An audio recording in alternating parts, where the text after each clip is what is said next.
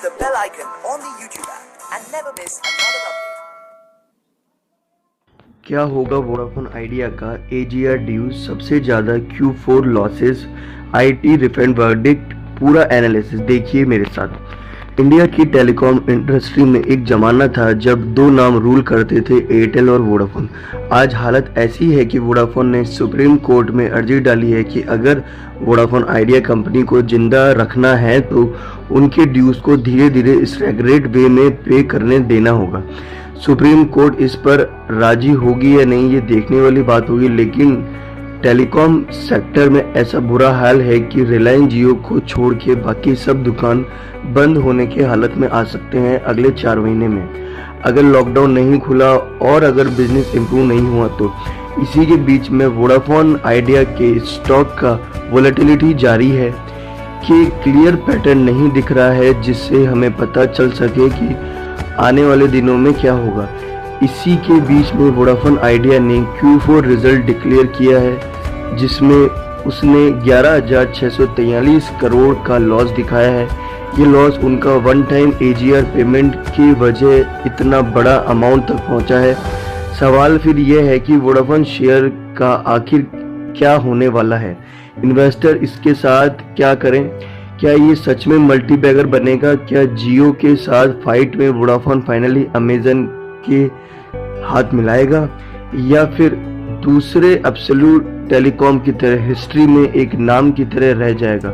पूरा video and तक जरूर देखिएगा और अगर आप मेरे चैनल पे नए हैं तो मेरे चैनल को सब्सक्राइब कीजिए। एंजल ब्रोकिंग शूट आउट, उससे पहले दोस्तों घर बैठे बैठे अगर आप स्टॉक मार्केट में इन्वेस्ट करने का सोच रहे हैं तो बिल्कुल सही सोच रहे हैं। जियो फेसबुक डील ने काफी पॉजिटिव सेंटिमेंट क्रिएट किया है मार्केट में। इसके लिए आपको सबसे पहले एक डीमैट अकाउंट ओपन करना पड़ेगा जो कि दिए गए डिस्क्रिप्शन में है, वहां से आप डीमैट अकाउंट खोल सकते हैं। एंजल ब्रोकिंग देश की नंबर 1 ब्रोकिंग फर्म है जहां पर आपको फ्री में और चंद घंटों में आप अपना अकाउंट खोल के ट्रेडिंग शुरू कर सकते हैं, वो भी बिल्कुल फ्री में।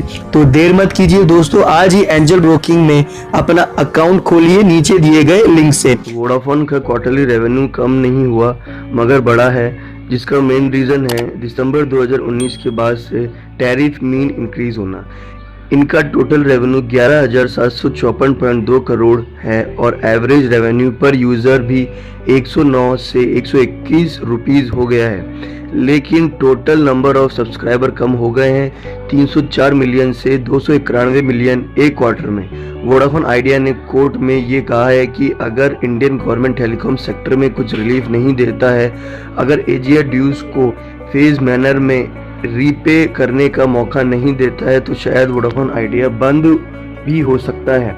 ये पूरा मामला तब सामने आया था जब अक्टूबर 2019 में इंडिया के सुप्रीम कोर्ट ने AGR ड्यूज को नॉन कोर एरियाज में एक्सटेंड किया।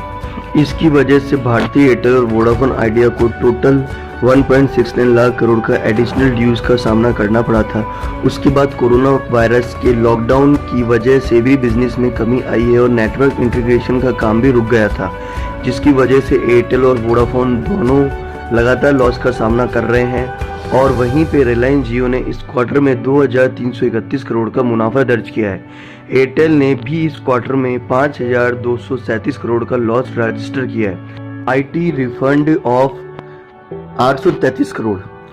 इसी के बीच में रिसेंटली मुंबई हाई कोर्ट का ऑर्डर आया है जिसमें इनकम टैक्स डिपार्टमेंट को वोडाफोन आइडिया को 833 करोड़ का रिफंड इमीडिएटली प्रोसेस करने का ऑर्डर दिया है। ये एक अच्छा न्यूज हो सकता है लॉस से सफर कर रही वोडाफोन आइडिया के लिए। ये वर्डिक्ट आया है उस केस के मामले में जहां वोडाफोन आइडिया ने IT डिपार्टमेंट पे केस किया था बॉम्बे हाई कोर्ट में, उनका अनडिस्प्यूट 833 करोड़ IT रिफंड का प्रोसेस करने के लिए। टोटल रिफंड अमाउंट है 1,009.43 करोड़। वोडाफोन आइडिया के मुताबिक उन्होंने सितंबर 2014 में IT रिफंड के लिए फाइल किया था, फिर मार्च 2016 और फरवरी 2017 में रिवाइज भी किया था। अक्टूबर 2019 में एसेट्स कमिश्नर ऑफ IT ने एक असेसमेंट ऑर्डर पास करके 733 करोड़ रुपए का रिफंड ऑर्डर किया था। वोडाफोन ने इसके खिलाफ इंटीग्रेशन एक दलील पेश की थी सुप्रीम कोर्ट में। रिफंड अमाउंट में रेक्टिफिकेशन की मांग करते हुए सुप्रीम कोर्ट के ऑर्डर के बाद आईटी डिपार्टमेंट ने माना कि वोडाफोन का टोटल रिफंड 1009 करोड़ के आसपास फाइनेंशियल ईयर 2014-15 में है, लेकिन असेसिंग ऑफिसर ने 176.39 करोड़ की पेनल्टी लगाया फॉर अनपेड ड्यूज और फाइनल अमाउंट आया है 833 करोड़। वोडाफोन ने इसके बाद आईटी डिपार्टमेंट में अपील किया है कि 1009 करोड़ के रिफंड के लिए 11 जून को। इसका कोई रिप्लाई नहीं आने के बाद उन्होंने बॉम्बे हाईकोर्ट में केस फाइल किया। वोडाफोन आइडिया को बोलना था कि आईटी एक्ट 1961 के हिसाब से अगर एक बार असेसमेंट ऑर्डर पास हो गया तो फिर पैसा अटक नहीं सकता, लेकिन आईटी डिपार्टमेंट की तरफ से ये रीजन दिया गया कि एजीआर ड्यूज के लिए वोडाफोन इंडिया गवर्नमेंट को मैसिव अमाउंट ऑन करती है और इसलिए वोडाफोन को पे आउट नहीं किया जा सकता। बॉम्बे हाईकोर्ट के 2 डिवीजन बेंच ने इस लॉजिक को रिजेक्ट कर दिया। हाईकोर्ट ने ऑर्डर दिया है कि आईटी डिपार्टमेंट को अपना पूरा असेसमेंट को ही फॉलो करना पड़ेगा और रिफंड इशू करना पड़ेगा। अभी फिलहाल एक ही चीज विचाराधीन है कि 176.39 करोड़ का अमाउंट जो ड्यूज के हिसाब से डिडक्ट किया गया था उसका राइट ऑफिसर को है या नहीं, वो हम देखते हैं कि क्या होता है आने वाले दिनों में। इन्वेस्टर इसमें क्या करें? इन्वेस्टर के लिए वोडाफोन मिक्स बैग प्रूव हो सकता है। कुछ लोगों का मानना है कि वोडाफोन मल्टी बैगर साबित हो सकता है, लेकिन अगर आप इसका कुछ दिनों का चार्ट देखेंगे तो आपको दिखेगा कि कोई नेचुरल फ्लो नहीं है, या अपर सर्किट या लोअर सर्किट लग रहा है कॉन्स्टेंटली।